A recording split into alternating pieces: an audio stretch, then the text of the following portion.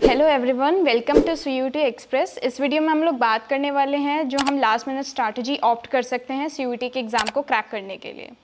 सबसे पहले हम बात करेंगे CUET के इम्पोर्टेंस की। पहले के टाइम पे कॉलेजेस जो हैं मेरिट बेस पे एडमिशन देते थे, लेकिन अब पूरा प्रोसीजर जो है चेंज हो चुका है। अब हमें मिलता है एडमिशन CUET के मार्क्स के बेसिस पे। CUET नया एग्ज़ाम लॉन्च हुआ है।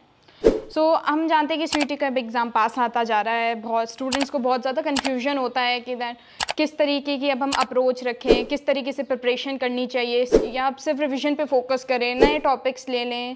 बहुत सारी चीज़ें आती हैं माइंड में। मेरे को भी आई थी जब मैं अपने टाइम पे CUET दे रही थी। अब 2-3 दिन जैसे हम रह गए हैं, तो अब हमें क्या करना चाहिए जिससे हमारा CUET का एग्ज़ाम जो है बहुत अच्छा जाए, हम उसको अच्छे से क्रैक कर पाएँ।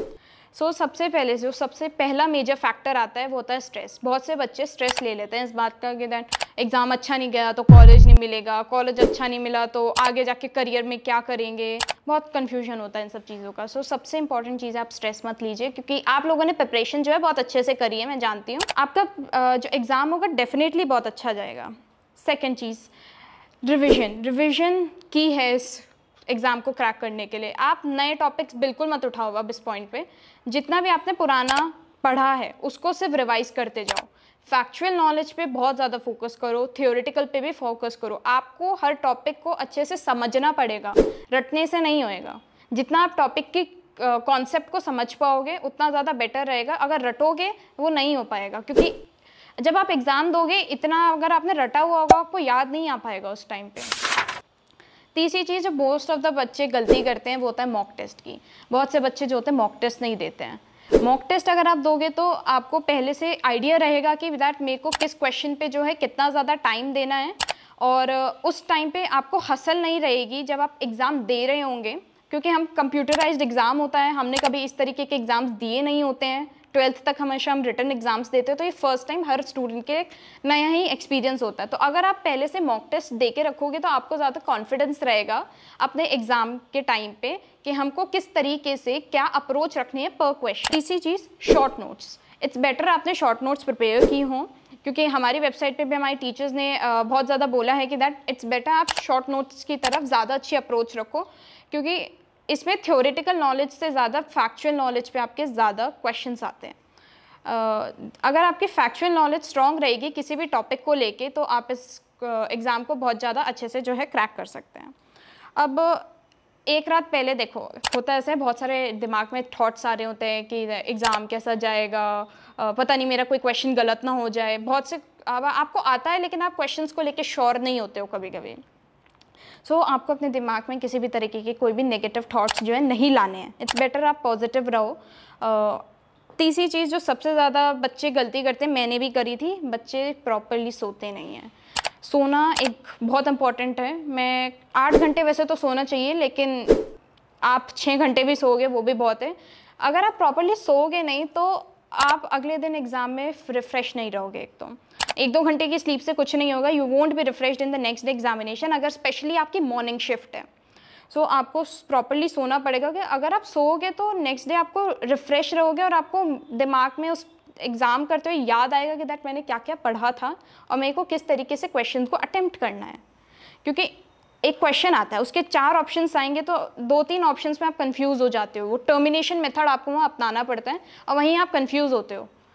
तो इट्स बेटर आप प्रॉपर स्लीप लो और अपने क्वेश्चंस को प्रॉपरली करो।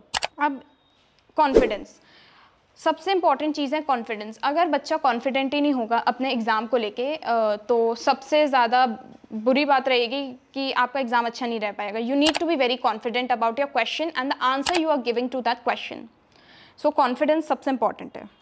अब एग्ज़ाम से एक दिन पहले बहुत सारे थॉट्स आते हैं भाई माइंड में कि दैट कल क्या होगा, पता नहीं मैं अच्छे से एग्ज़ाम करूँगा नहीं करूँगा, पता नहीं मेरे अच्छे मार्क्स आएंगे नहीं आएंगे, मेरे बगल में कौन बैठा होगा। मेरे को तो बहुत थॉट था कि मेरे बगल में कौन बैठा होगा, कौन से कोर्स का होगा, स्क्रीन पे किस तरीके से डिस्प्ले होंगे क्वेश्चन। बहुत क्वेश्चंस दिमाग में आ रहे थे, स्पेशली एक रात पहले तो बहुत ज़्यादा आ रहे थे।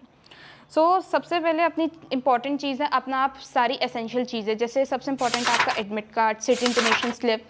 ये सब बहुत ज़्यादा इंपॉर्टेंट चीज़ें हैं। अपने पेन पेंसिल जो भी चीज़ें आपको एसेंशियल आपको एग्ज़ाम हॉल में आपको लेके जाने हैं उनको आप ज़रूर पहले से रेडी करके रखें, जिससे एंड टाइम में आपका हसल ना हो। वरना सुबह उठोगे, मम्मी मेरा एडमिट कार्ड कहाँ है, पेंसिल कहाँ है, इसी में रह जाओगे। वो मैंने स्लीप के बारे में आपको ऑलरेडी बात कर ली है कि एक प्रॉपर स्लीप लेनी बहुत ज़रूरी है। अब एग्ज़ाम दिन की बात करते हैं, जिस दिन आपको एग्ज़ाम देने जाना होता है। सब लोगों का जो एग्ज़ाम होता है अलग अलग शिफ्ट में होता है। मेरा मोस्टली एग्ज़ाम जो हुआ था मॉर्निंग शिफ्ट में हुए हैं। सो सबसे इम्पॉर्टेंट जो एग्ज़ाम आप कर रहे होते हो जब, वो होता है टाइम मैनेजमेंट। आप किसी क्वेश्चन को बहुत ज़्यादा टाइम दे देते हो, किसी को बहुत कम टाइम देते हो।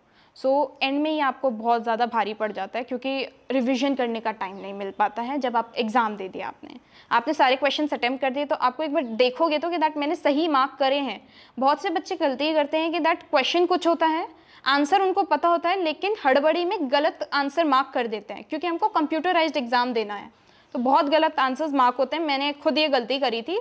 मेरे को क्वेश्चन कुछ था, आंसर कुछ, मेरे को आंसर भी पता था, लेकिन मैंने हड़बड़ी के चक्कर में गलत आंसर मार्क कर दिया, तो उस वजह से मेरे मार्क्स वहाँ कट हुए। फिर तीसरी चीज़, सबसे ज़्यादा गड़बड़ जो होती है, क्वेश्चंस ध्यान से ना पढ़ना। क्वेश्चन कुछ होता है, ऑप्शंस अलग अलग डिफरेंट होता है, जिसमें सबसे इंपॉर्टेंट आपको टर्मिनेशन मेथड पता होना चाहिए, how you can terminate option regarding that question. Question ध्यान से पढ़िए, ऑप्शंस ध्यान से पढ़िए, फिर अपना आंसर दीजिए। B very confident about the question, कि आप क्या क्वेश्चन है उसका आप किस तरीके से क्या आंसर दोगे। तीसरी चीज़, जो क्वेश्चंस आपको नहीं आते हैं उन पे बिल्कुल भी किसी भी तरीके का टाइम मत वेस्ट करो। अब देखो ऐसा होता है, फर्स्ट क्वेश्चन ही, अगर आपको फर्स्ट क्वेश्चन ही नहीं आता, मेरे साथ इंग्लिश के एग्जाम में हुआ था, मेरे को फर्स्ट क्वेश्चन ही आता था, तो उस पॉइंट पे आपका थोड़ा कॉन्फिडेंस जो है डगमगाता है कि दैट मेरे को आगे को क्वेश्चंस आएंगे नहीं आएंगे, पता नहीं मैं कर पाऊंगा या कर पाऊंगी। तो बहुत ज़्यादा माइंड में उस टाइम पे हसल चलती है। सो आपको किसी भी क्वेश्चन से डरना नहीं है। अगर हम पहले ही क्वेश्चन को देख के डर गए, अगर पहले ही नहीं आता है, तो आगे का एग्ज़ाम अच्छा आपको आता भी होगा तब भी आप गड़बड़ कर दोगे, क्योंकि आप उस टाइम स्ट्रेस में रहोगे पूरे time.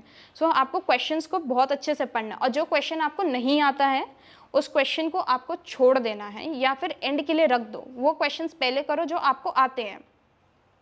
So this is all about this video. मैं होप करती हूँ कि आपको ये सारे पॉइंटर्स क्लियर हुए होंगे, और आपको CUET से रिलेटेड कोई भी अपडेट्स चाहिए, आप हमारे चैनल को फॉलो कर सकते हैं, सब्सक्राइब कीजिए। और CUET से रिलेटेड आपको कोई भी डाउट्स होते हैं, आप हमारी वेबसाइट पे विजिट कर सकते हैं, डिस्क्रिप्शन बॉक्स में उसका हम लिंक प्रोवाइड कर देंगे, कॉन्टैक्ट कर सकते हैं। हमारे टीचर्स ने बहुत सारी वीडियोस अपलोड की है रिगार्डिंग डिफरेंट सब्जेक्ट्स, आप प्लीज़ उनको देखिए, बिकॉज वो बहुत ज़्यादा हेल्पफुल रहेंगे। सो मैं होप करती हूँ आप लोगों के लिए बहुत अच्छा रहेगा आपका एग्ज़ाम, और आप लोग अपना एग्ज़ाम बहुत अच्छे से करेंगे। So all the best for your exams, and I know you all are going to crack it. Thank you, bye.